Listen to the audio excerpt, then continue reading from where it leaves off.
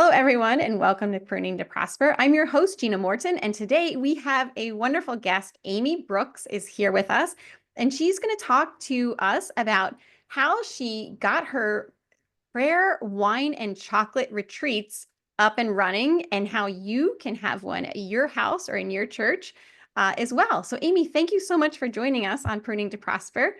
Hi, Gina. Thank you so much for having me. I'm so excited to No, be here. no problem. So I'm going to just tell the audience a little bit about how I even came to find out who you were. My parents' parish priest was at our house, my parents' house one day, and I was telling him how my ultimate goal for my business was to host retreats at my house. And when I didn't tell you this when we were talking off camera, but this house was a big leap from our other house, but it was a really good deal at the time. But I just felt like it was really big for a Catholic family. And so I went to my pastor and I was like, I don't know, is this house like too big for a Catholic family? And he said, Gina, fill it with children and use it for the greater glory of God. And I was like, okay, mission undertaken, right? So we've built this beautiful patio, and my goal is to host retreats on this patio. So anyway, I'm telling this priest this story, and he goes, "Oh, you need to meet Amy Brooks."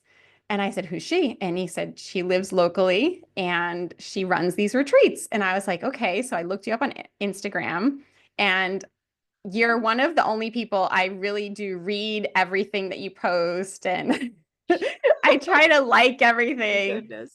So I think you're doing such a wonderful job. So can you just tell us how this mission got started and where the idea came from? Take us back to that. Sure. Also, you might be hosting a retreat soon because you planted that idea in my head.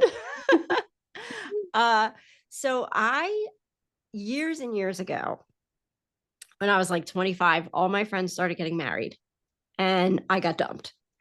So, and then I like had roommates and then they get engaged. As I was like moving from apartment to apartment to roommate to roommate. And finally, I just had to get my own place because everybody was getting married.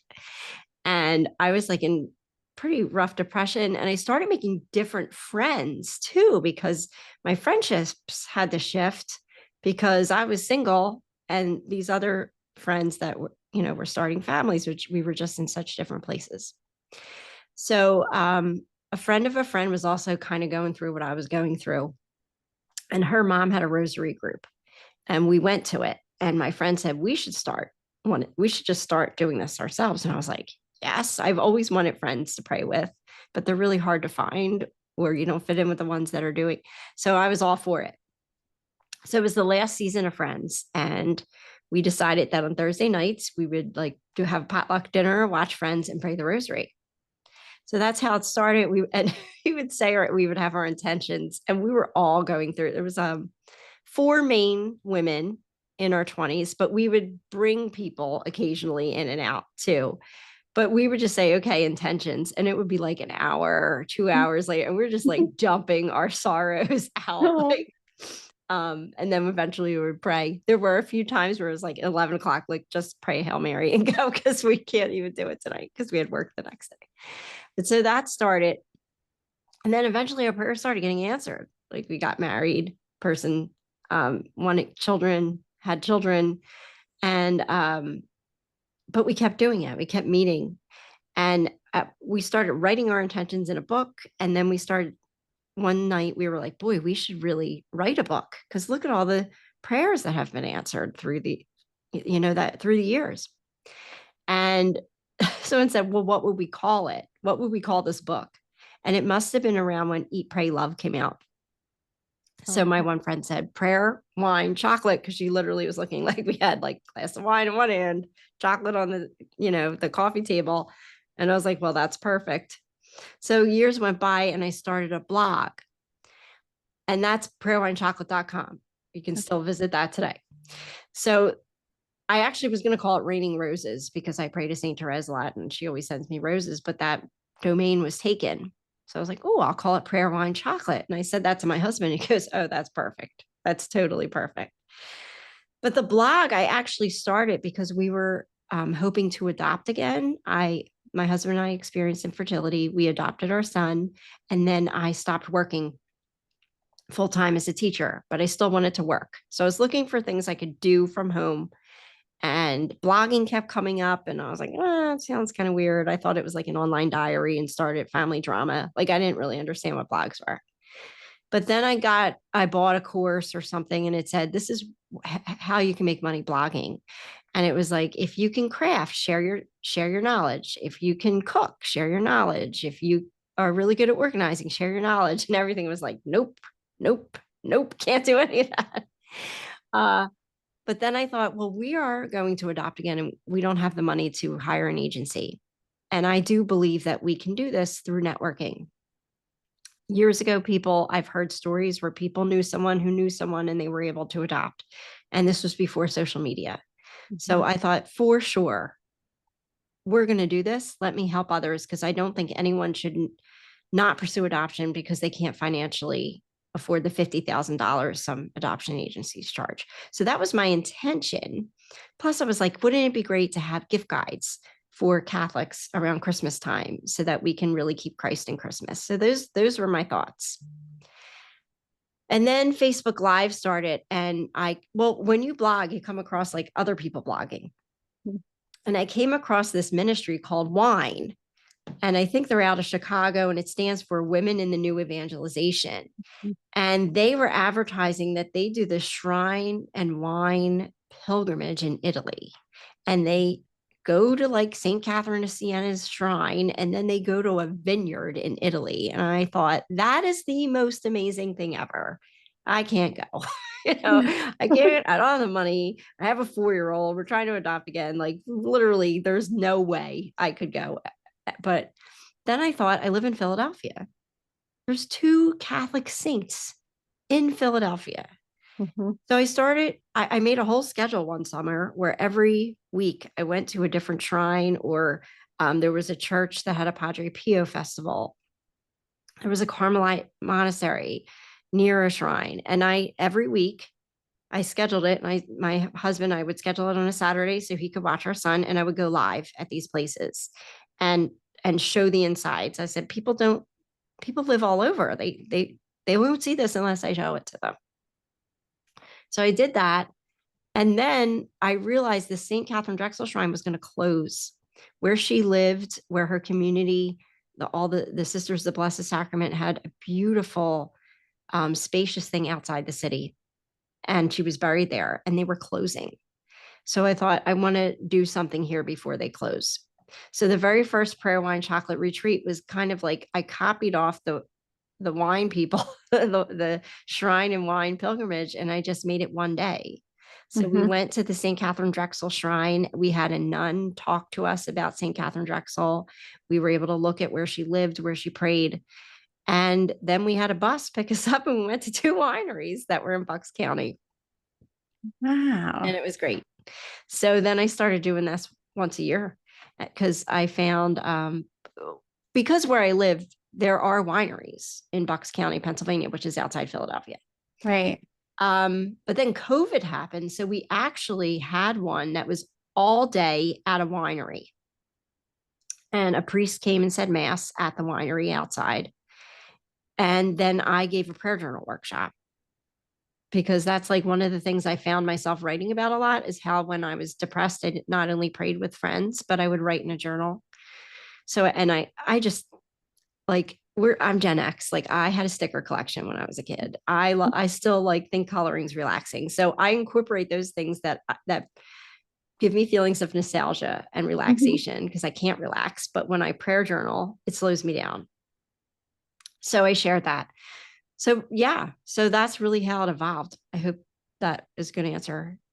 Yeah, it's incredible. So what if okay, but then so tell us how people can purchase their kit. Like how can, and then Yes. we'll go back to like the specifics of different things. But Sure. So I guess I realized I had some blog posts where I shared like, this is something you can do. It started in a living room of an apartment, and the first year blogging, I came across an artist, and she designed something for me. It's a sheet. And this comes in what I wrote a digital guide, because there's 4 different types of prayer, wine, chocolate events you could host. And they start from the simple one in your living room to one where you can do an actual wine and chocolate pairing. And I have like a sheet for you. You can also get that sheet for free if you just subscribe to my blog.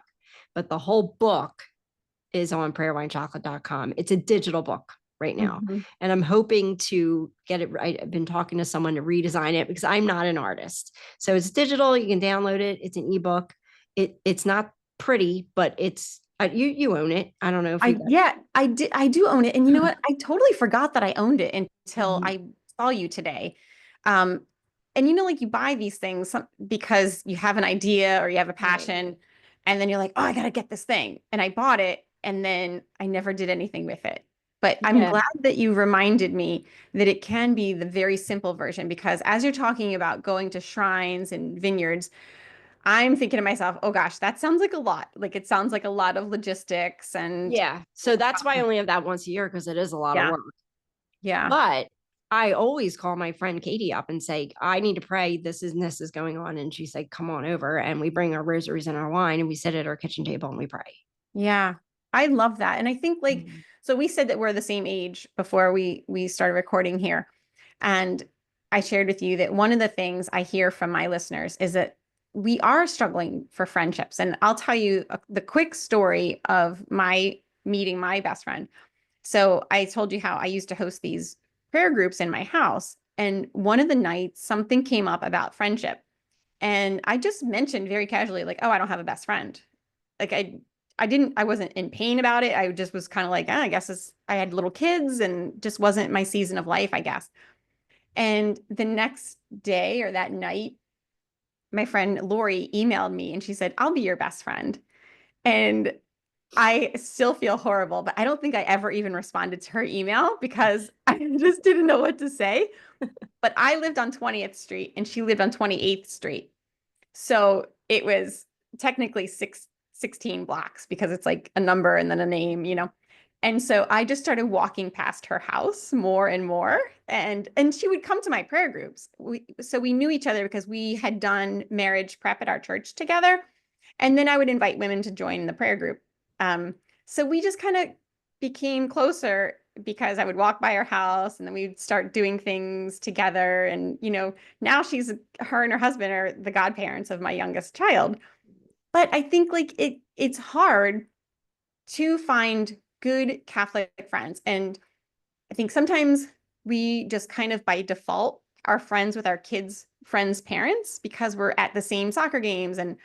But now that we're getting older and we don't have those soccer games so much, it's like, do we really like these people? Yeah. Or do we just know them? And I know for me, at this stage of life, like I'm super busy. I don't want to do like the girls' weekend in Vegas. I don't like that. I have no desire to do that.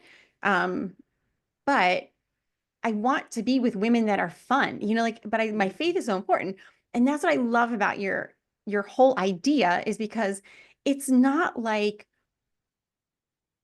these women, like I want to have fun. I'm Catholic, but I also want to have fun, right? Like I'm not like a fuddy-duddy.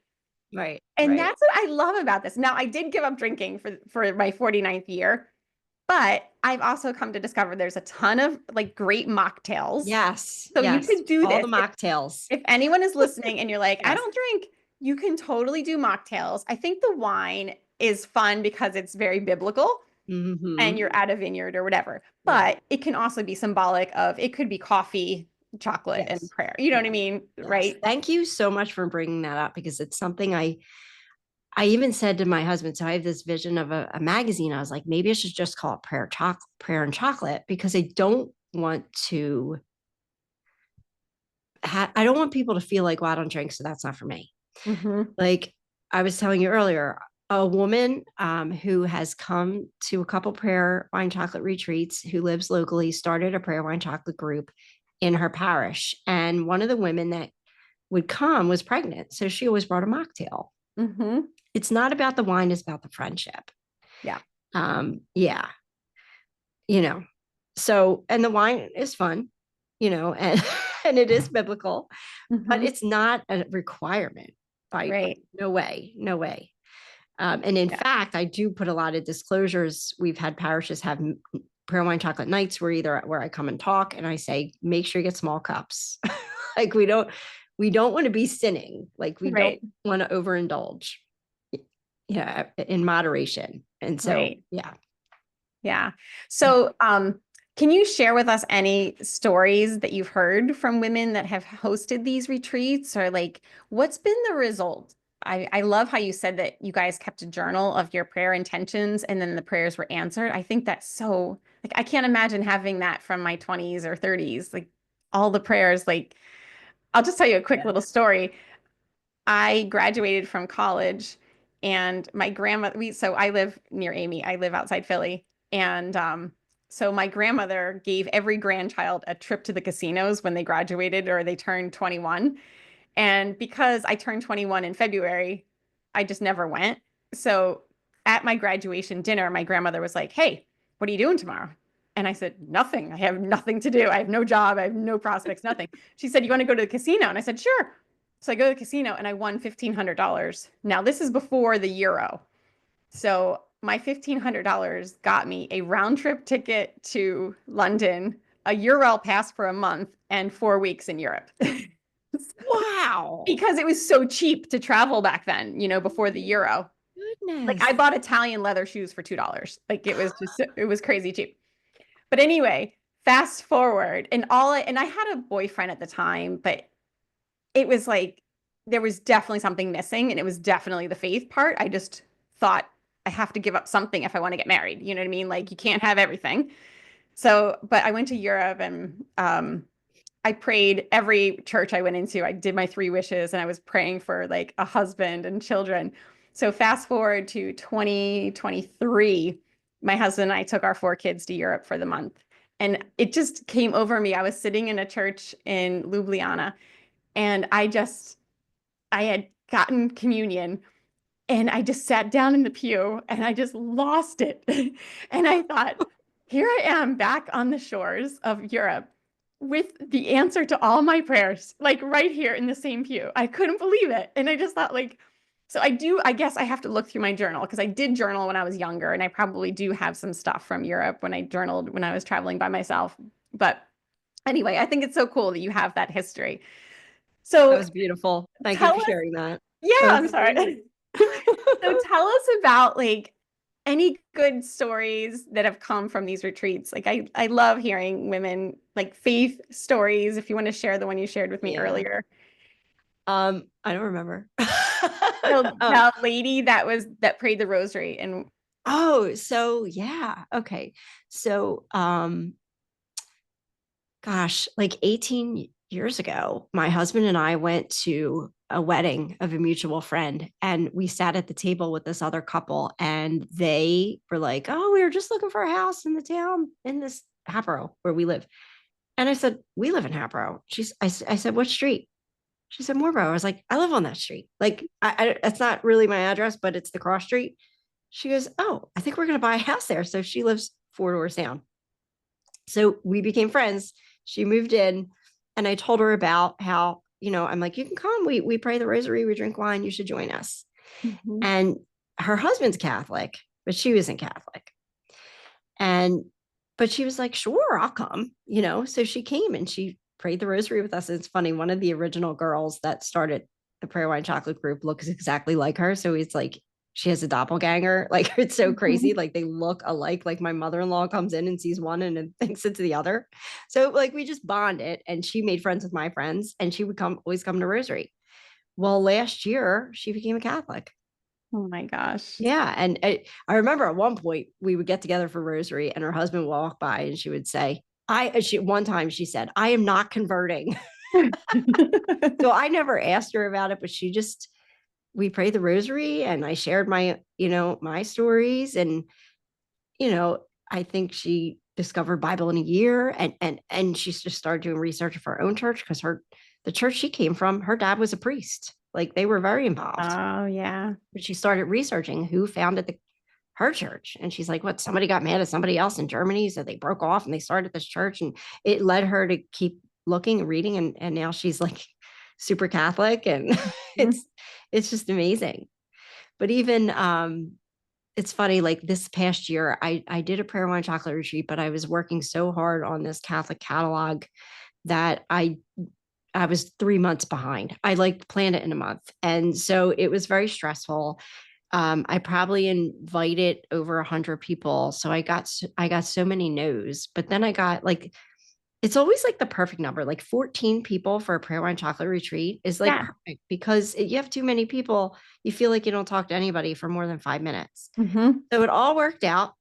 And I get to our retreat and my friend, the friends that are there, like, we should do this 3 times a year. And I was like, are you nuts?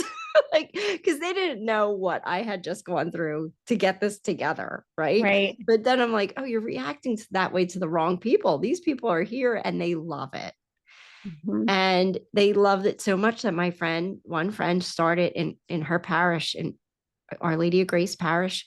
She started a prayer and chocolate group. She got the guide and she's familiar with it too because she's come to a couple retreats. So she follows my blog and she became a member of Catholics Online. So all the things she was learning, and she's real involved in the pro-life movement. She works with a maternity home.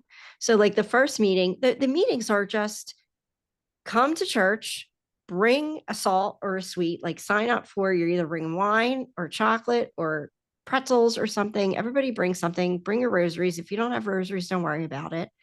You come in, you talk for 15 minutes. And because her group's a little bit bigger, they write down their intentions and like put it in a jar or something Hmm. because people might feel funny about that. And you read the room, especially if you have more than 5 people, really just write your intentions down. We'll say these are for these because that can go long, especially if Hmm. you're using like a parish room that you only have for 2 hours. Right. Pray the rosary. And then I think her first meeting, because she's involved with a maternity home, she gave out blank cards and said, just write an encouraging letter to a mom who's choosing life. And that Oh, was it. And then yeah. 6 weeks later, they came back again. She shared there's a girl named Stephanie Aquila, a woman. She runs His Girl Sunday and she talks all about liturgical living. So she just shared her calendar and neat ideas how, like on St. Joseph Day, you can go to the bakery and get a St. Joseph cake, little things you can do to incorporate faith in life. Hmm. And she said she had originally thought I'll have 3 a year. Well, the women, as she taught them prayer journaling, the women said, that's not enough. We want more. Hmm. And they developed these bonds and these friendships where the woman that was pregnant bringing the mocktail, when she eventually had her baby, there was a lot of problems and she had this immediate support system. Hmm.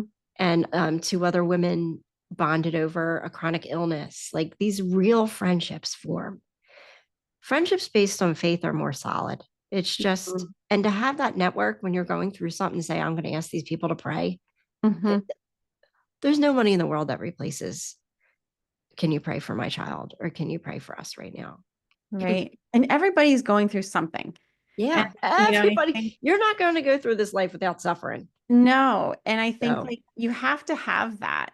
Um, you know, but I also think like I also want friends that are fun. yeah, And I yeah, just like I want to laugh too. And I think like yes, I like how you said that you invited like hundreds and you got like 14 because I yeah, do want the women that are listening to not be afraid of that because I always say God brings the group together.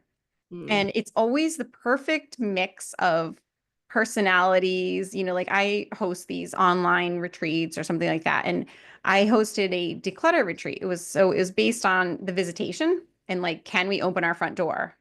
Or is our house too cluttered and whatever? And this one young lady, Caroline, she missed like the deadline to sign up or whatever. And she literally like texted me or something as I'm about to go live. And she's like, can I just Venmo you the money and join? I'm like, yeah, here's the Zoom link, blah, blah, blah, whatever. And she ended up really connecting with this other woman on the Zoom.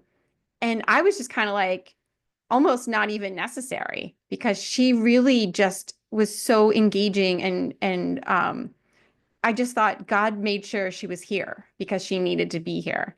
And so I want to just encourage the women listening that don't worry about a number. Just invite who God is kind of putting on your heart. And like I know I always um ask, God to show me who needs. And it might be somebody that maybe you might have a feeling in your belly of like, oh, really? Her?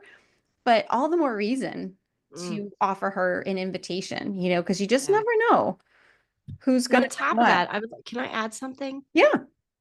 There's a line in scripture that says, whenever two or three are gathered in my name, there I am in your midst. Hmm. And for those times when you're struggling, it's better to have just two or three because you need people to listen to you. You need to be able to let it all out and vent. Hmm. And the more people are there, more people are they want people to listen to them as well. Hmm. So when you have a smaller group, it's actually better sometimes.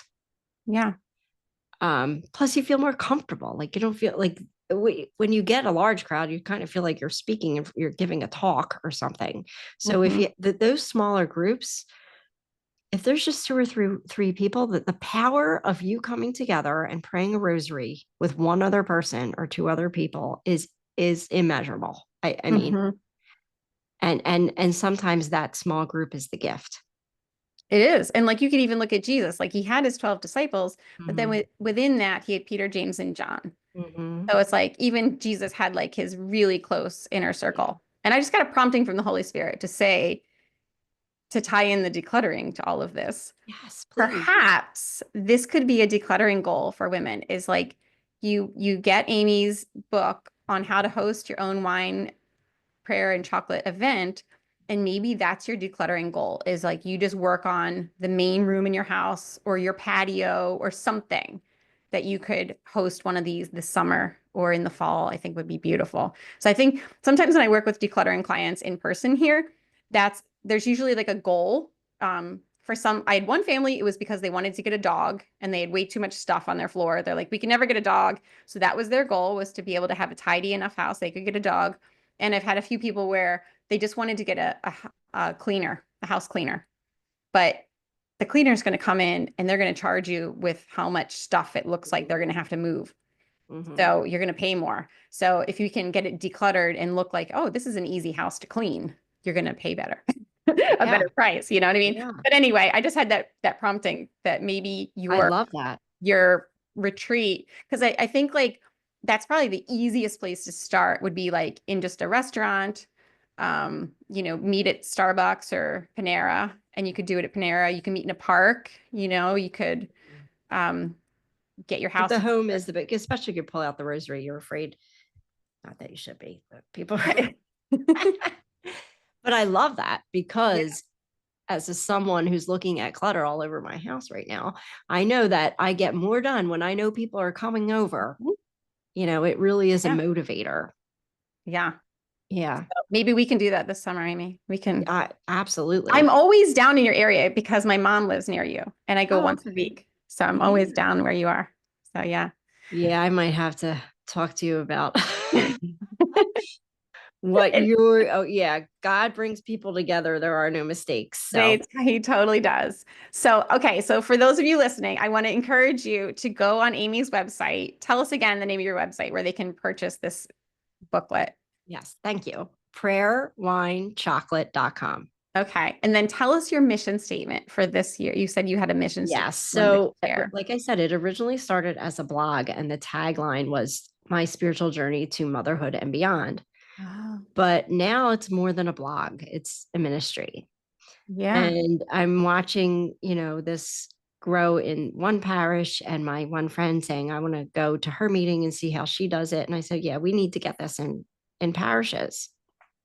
So our new mission statement is Prayer Wine Chocolate provides a way to welcome and encourage women of the parish to embrace their faith more fully. By putting God first and nurturing Catholic friendships, it creates opportunities for women to grow spiritually and socially, accompanying each other as the heart of the home and parish. The time spent in communion with each other empowers women to bridge their prayer lives from the church building into their everyday lives. I love it. That's our new mission going forward. Yeah, I absolutely love it. And, I always think like, I think our society has us pulling away from our extended families.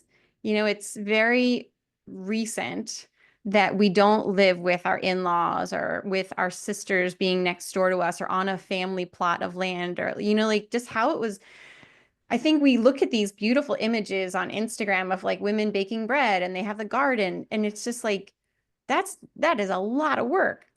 But back in the day, it would have been divided up. Like your mother-in-law would be holding the baby while you're doing the cooking, and your father-in-law was working the garden, and your husband maybe had a job in town. But now we all still want that beautiful life, but it's all on us. Mm, And I think we're really missing the community part of just absolutely. living the way that God designed us to live. We're not meant to live in these isolated silos. And I think, like you're saying, if we can share our faith with some women that, I always say I want friends that cheer for me and challenge me because I do want to be pushed a little bit in my Mhm. faith. I want my Yeah. friends to have the best for me. And I think that'd be cool to have a group of women if you're meeting on a semi-regular basis and just say like, hey, how did you do with, you know, Right. that exercise routine or how did you Yeah. do with the decluttering? Hmm. We need Definitely. we're meant to go through life as a village. Yeah, we're not meant to do anything alone. And it's so much more enjoyable It when it's is. It is. And yeah, yeah, yeah, and you just feel like you don't you don't have to do it alone, like I don't know if I was saying to you but like bigger kids, bigger problems, and you definitely it's good sometimes to have older friends too because it's like been there, done that. It's gonna be okay. yeah. I know. I I love going to groups where there's women that their children are adults now because their wisdom. I get at the edge of my seat and I'm like, okay, so tell me Yep. what to do, what works. Hmm. Yeah, I I mean, know. it's great. And the one like group, a prayer wine chocolate group, there's a mother daughter goes, and the daughter's like 21, and she has like totally fallen in love with prayer journaling. But Hmm. then there's women like her mom's age that go too. Hmm. And I don't know, like our parish recently started a walking with purpose. And I Yeah, think I've they heard have a this. hard time getting people coming. And what I like about what we offer is there's no homework. You don't have to read anything beforehand. You just show up. Mary takes care of it with the rosary. She really, and you could do a book club. You could eventually add that on as part of your prayer wine chocolate community, but you don't have to. Yeah, and you And don't I have to have a big heavy topic. You can just pray the right, rosary and just exactly. chit chat and pray the rosary. Right. And I do think people who might be intimidated by something called a Bible study won't be as intimidated. Yeah. And then eventually, once they feel comfortable and they meet people that are in the Bible study, they might be more likely to join the Bible study. Yeah. And I'll tell you, so I used to have this prayer group in my house, and then two things happened. We moved to this house and I got rheumatoid arthritis. I delivered my Josephine and it it triggered my rheumatoid arthritis. So I could not even walk across my kitchen. So that was the first big thing. But the second thing was that I was trying to teach too much in my little prayer group. And I started getting into the pillars of faith in the Catholic Church. And it turned into this like massive homework for me. Mm, And it just became too much. right. I think if I can tell anyone out there that's thinking about doing this, keep it so simple Yeah. because that's all people want. They just want simple. Um, I served bread and soup at my prayer group, but you don't have to even do that. You can just have, bring some chips and Chocolate. chocolate and a bottle of wine. And Amy's pairings, you have it all written out. So you don't even have to do the research for the pairings, right? Yeah. So I've I have seen a a chart sheet. somewhere. Yeah. I have this printable sheet and it will say, like, I looked it up before I wrote it. Like this red, generally, like a red wine goes with this kind of chocolate, and this wine would be good with a milk chocolate. But I left Mhm. it blank so that way, if you invite 5 people, they can just bring whatever wine they want to bring, and you can kind of Mhm. just and fit it in. Like, Yeah. okay, so this is a rosé. This should go with milk chocolate or whatever. So, and I have it so you can write the brand of the chocolate and the label of the wine. So you can write down what you paired and whether you Yes. liked it or not. I love that. Now, actually, I do have a question about the prayer part. Is the rosary what you encourage women to do, or is it Yes. just kind of open? Okay. And then do you have any kind of I'm going to show you this. Like this. My friend that her name's Betsy that does this at Our Lady of Grace. She always prints that out. Okay. So You can find a lot of those online. yeah, this one I just realized that people can't see me holding up. Yeah. So this is if you've ever done a rosary group with me, it's the how to recite the Holy Rosary. And I got this off of www.newadvent.org. And it has all the mysteries and all the prayers. And it really helps you if you've never prayed the rosary before in your life. It really shows you exactly what to do. So Yeah.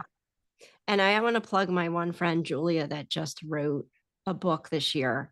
She was praying the mysteries of the rosary paired with the promise of the rosary. She was so moved by it. She wrote reflections so that there's 15 promises of the rosary, and she pairs each promise up. It works out perfectly. At each promise goes with a mystery. So she reflects them. She names the promise and names the mystery, and her reflection intertwines both. It's really beautiful. So oh it's called wow. Praying the Promises. She also makes beautiful rosaries out of roses. Her business is Fresh Rosary. She actually lives in Washington State. But yeah, she recently wrote this book so you could read because we usually have a book where someone will read a little reflection so that you can think about the mystery as you're praying. So I do want to plug that because I love that she did that. And she has a free resource so you can print out the 15 promises of the rosary, you know. But yeah, there's a lot of places online where you can just say, you can Google how to pray the rosary free printable or something, and you can print that out. And that's always good to have. Yeah. I love that you're so down to earth approachable with this. Oh, It's not thank like you. because it's intimidating. Like there's Yeah. I'm a cradle Catholic, but I only went to Catholic high school. I went to public school.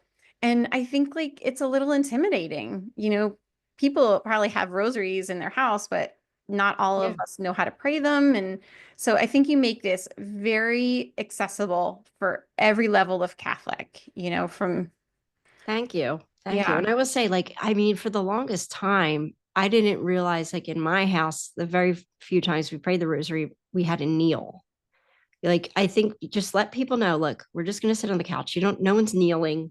Hmm. They can kneel if they want to, but I feel like people don't know what to picture when you say a rosary group. So, look, just come on over. We'll have wine, we'll have snacks, we'll say our intentions because we all need prayers, and we'll pray the rosary, which is a form of meditation. It's extremely calming. And when you pray it out loud with people, you literally feel like a weight has been lifted off your heart. Yeah. And different women bring different gifts. Like when I was doing my prayer group in my home, one of the women, she introduced us to oh gosh, it was a rosary that we kind of chanted. Do you know what Mm. that is? I can't remember what it was. But my kids would always be upstairs. And my husband was in charge of like keeping my kids upstairs. And my son came down the next morning and he said, Mom, what was happening down here last night? And I said, oh, Mrs. So-and-so taught us how to chant this rosary. I don't know if it's the Divine Rose. I forget what it was. But he said it sounded like a choir of angels. Wow. So I thought, what a beautiful, for Right. the children upstairs to just hear all these women, and because I remember her chanting something and then we all chimed in and Mm. echoed it or something. I have to figure out Wow. what that was. Hopefully, maybe Yeah. somebody can email me and tell me what what were we doing. I'll have to email her today and say, but it was so beautiful, and she was vulnerable in like showing us how to do that. Like I think there is a little bit of like vulnerability anytime you want to open up your faith to your friends. But I think like, be not afraid and just ask the Holy Spirit to show you the women that he wants you to invite and you just let God form the group. And if you get one yes, then that's perfect. It's who is meant to be there. Yeah. And that's Yes. it.